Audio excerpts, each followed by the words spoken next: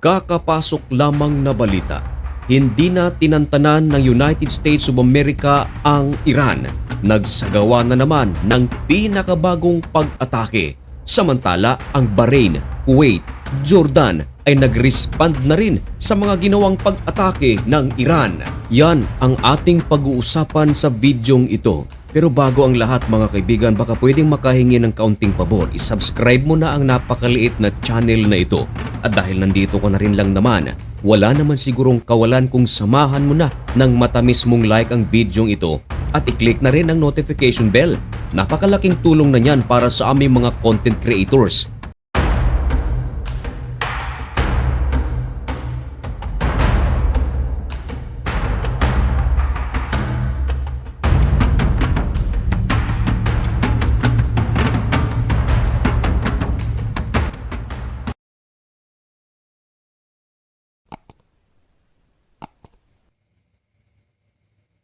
Maligayang pagbabalik mga kaibigan. Kumusta kayong lahat? Ngayon ay July 13, 2026. Magbibigay lamang tayo mga kaibigan ng pinakabagong update sa sigalot na nangyayari sa pagitan ng Amerika at ng Iran. Wala nang humpay ang bakbakan ng magkabilang panig. Nitong mga nakaraang araw ay ating narinig ang malaking pag-atake ng Amerika sa loob ng Iran at ang paghiganti ng Iran sa Amerika. Pero sa pagkakataong ito mga kaibigan, July 13, nagsagawa ng pinakabagong pag-atake ang Amerika sa Iran. At upang patotohanan ng ating sinasabi, narito ang ating pruweba, ang ulat ng CNN. Maliwanag sa kanilang balita mga kaibigan yung naka-highlight na blue. Ayon dyan, Monday morning, local time. At mga kaibigan, 30 minutes pa lamang ang nakakalipas ng ibalita ito ng CNN matapos ang ating pag-upload ng videong ito. Maging ang isa sa ating kababayang OFW na nasa Bahrain, nag-comment din siya at nagsabi siya na kakaatake pa lamang merong pagsabog na nangyari sa Bahrain at hinihinala na ang nag-atake walang iba kundi ang Iran. Of course, hindi naman aatake ang UAE, Saudi Arabia, Amerika sa Bahrain, kundi ang Iran lamang ang nagsasagawa ng pag-atake sa Bahrain upang targetin naman ang mga base militar ng Amerika na nakapwesto sa naturang bansa. Ayon sa ulat ng CNN, napakalaki ng ginawang pag-atake ng Amerika. Nasa mga 4 na beses mas malaki kaysa sa mga una nilang pag-atake nitong nakaraang linggo. At ayon sa US military, ang targets nila umabot na ng dose-dosena na mga lugar sa Iranian military targets. Kumbaga mga kaibigan, tinarget ng US forces ang mga pasilidad ng mga military ng Iran. Hinihinala na maging ang mga drone site at mga missile storage ng Iran ay isa sa mga inatake ng US forces. Nagtatanong ang marami, hindi ba ito na-detect ng air defense system ng Iran?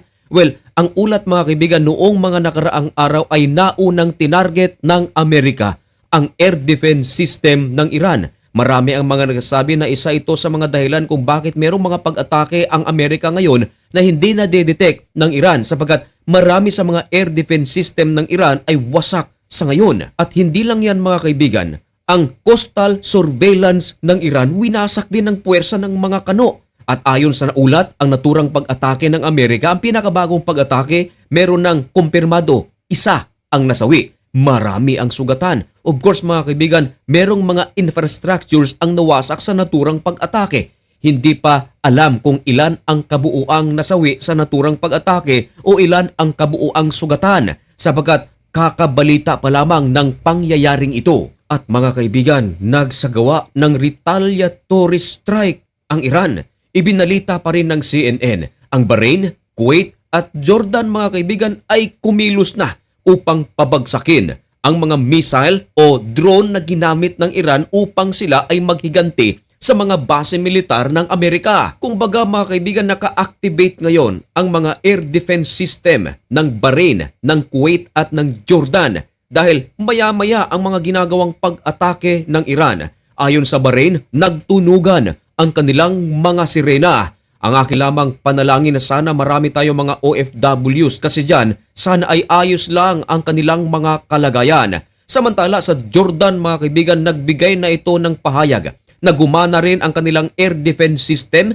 nagtunugan ang kanilang mga sirena at kumpirmado 3 sa mga ballistic missiles ng Iran ang ginamit ay pinabagsak ng puwersa ng Jordan. Nagsalita na ang IRGC o Islamic Revolutionary Guard Corps at kinumpirma na ang kanilang ginawang pag-atake sa Bahrain ay base militar lamang ng Amerika. Pero ikinagalit pa rin ito ng Bahrain sapagkat lubha itong delikado, maaaring may mga madamay na mga sibilyan. Dagdag pa ng IRGC na successful ang kanilang ginawang pag-atake sa base militar ng Amerika na nasa Kuwait.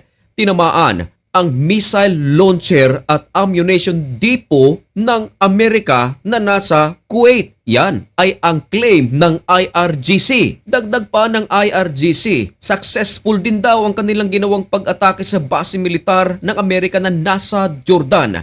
Wasak daw ang malaking bahagi ng missile depot at fuel storage facilities na nasa Prince Hassan Air Base. Kung ganon, kung totoo ang mga claim ng Iran ay talagang napakalaki ang damage na natamo ng puwersa ng Amerika. Pero ayon sa ulat ng CNN na ang mga sinabi ng IRGC ay hindi pa nila makumpirma kung ito ay may katotohanan ba. Nakatutok ngayon ang mga news agencies sa mga pangyayari sa bansang ito.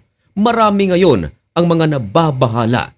Dahil sa sigalot na ito, malaki ang possibility na muli na namang aakyat ang mga presyo ng krudo at gasolina maging sa ating bansa. Mga kaibigan, pag merong ganitong mga pangyayari, automatic nang alam ng mga Filipino people na kapag nagtaasan ang mga presyo ng krudo at gasolina sa ating bansa, automatic na rin, mabilis pa sa pagsikat ng araw ang pagtaas ng presyo ng ibang mga produkto, lalong-lalo na ang ating mga basic needs. Pero mga kaibigan, wala namang imposible sa ating pananalangin. Kahit na dati nang hinulaan ng banal na aklat na talagang magkakaroon ng sigalot ang mga kaharian at mga bansa, hindi pa rin masama mga kaibigan na tayo ay magkaisang manalangin upang matamo ang kapayapaan. Sana isama na rin natin sa ating panalangin ang ating gobyerno na sana naman ay i-guide ni Lord ang mga namumuno sa ating bansa na sana ay bigyan sila ng kaalaman kung paano nila patatakbuhin ang ating bansa para sa ikabubuti ng mga mamamayang Pilipino. Sana ay wala ng bangayan, wala na sanang kulay-kulay, kontra-kontra sa bawat isa. Napakaraming problema ng ating bansa. At yet, busy-busy ang ating gobyerno sa impeachment trial. Well, hindi naman siguro masamang merong impeachment. Karapatan yan ng mga namumuno at ng Pilipino. Pero sana ay hindi rin kalimutan na meron pang ibang mas malaking problema ang ating bansa na nangangailangan ng matinding pagtugon. Mga kaibigan, manatiling updated sa mga pangyayari sa loob at labas ng ating bansa. Dito lang sa Usapang Banal. At upang mangyari yan ay huwag kalimutang mag-subscribe dito sa napakaliit na channel na ito. Hanggang dito na lamang muna ang video ito. May God bless you and thank you so much for watching. Goodbye.